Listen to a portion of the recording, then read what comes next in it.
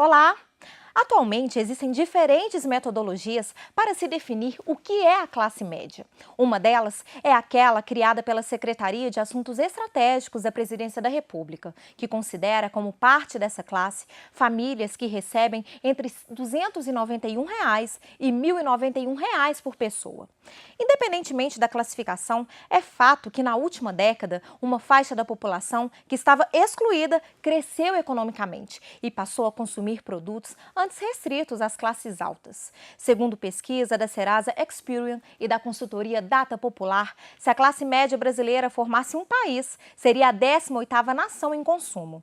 A classe C, como também é conhecida, gastou mais de R$ 1 trilhão no ano passado e movimentou 58% do crédito no país. A pesquisa, denominada Faces da Classe Média, ouviu 4.000 pessoas e também faz uma projeção do consumo para este ano. Segundo o levantamento, a classe média pretende comprar mais de 8 milhões de viagens nacionais, quase 7 milhões de aparelhos de TV, cerca de 5 milhões de geladeiras, 4 milhões e meio de tablets, 4 milhões de smartphones, pouco mais de 3 milhões de viagens internacionais, 3 milhões de carros e 2 milhões e meio de casas ou apartamentos.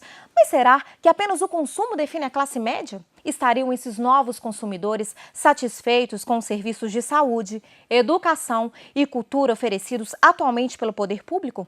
E qual a relação desses emergentes com a classe média tradicional? Para responder a essas e a outras perguntas e falar mais sobre a nova classe média brasileira, o Plano Aberto recebe aqui no nosso estúdio o economista, diretor do Instituto de Ciências Sociais Aplicadas da UFOP, José Arthur Ferreira. Professor, muito obrigada pela presença, por aceitar o nosso convite. Carlos, eu que agradeço. Primeiro, a gente queria saber como que surgiu essa nova classe média, professor.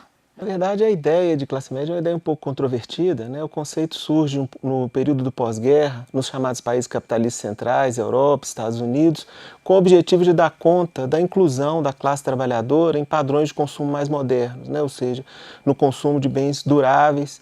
E o que se deve ao aumento dessa nova classe média, professor?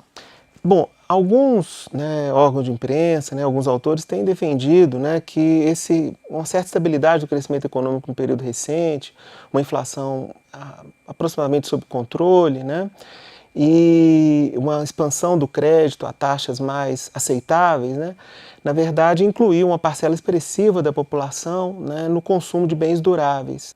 Professor, e tem um certo preconceito da classe média já tradicional com a nova classe média?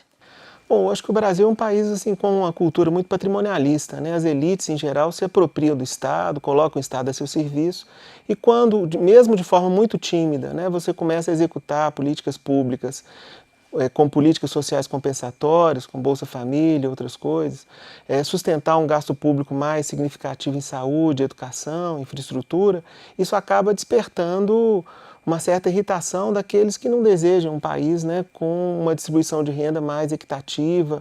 Bom, professor, muitos estudiosos e economistas defendem que o aumento do consumo dessa nova classe média que fortaleceu a nossa economia durante a crise imobiliária lá dos Estados Unidos e do euro na Europa. O que o senhor acha? A crise está ligada, na verdade, entre outros aspectos, a liberalização financeira e um endividamento muito forte das famílias, que não foi acompanhado de crescimentos tão expressivos do ponto de vista da produtividade. No nosso caso aqui, a expansão do gasto público e a expansão do crédito certamente contribuíram para amenizar um pouco os efeitos da crise econômica sobre o país. Agora, contribuiu também um crescimento razoável das exportações, ainda que concentrado sobre os bens primários. Professor, e essa nova classe média, onde ela está trabalhando, onde eles estão atuando? O que a gente observa é que essas camadas que estão sendo incluídas, elas estão em atividades e serviços que, em geral, são atividades pouco dinâmicas do ponto de vista do crescimento econômico. Em geral, são serviços de manutenção, limpeza, vigilância,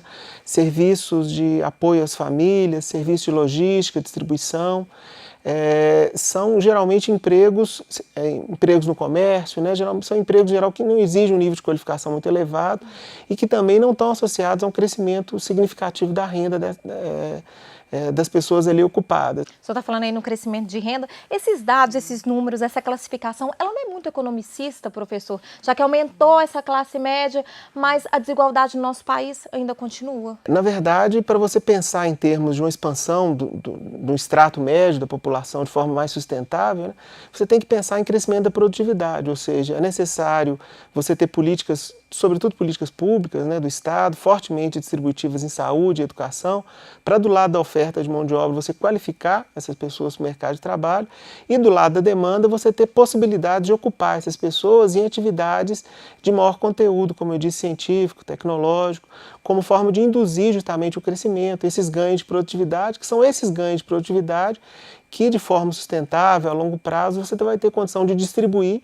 entre outras formas, através do crescimento dos salários reais e do crescimento do padrão de consumo de uma parcela mais expressiva da população. Professor, obrigado pela participação e os esclarecimentos aqui no Plano Aberto.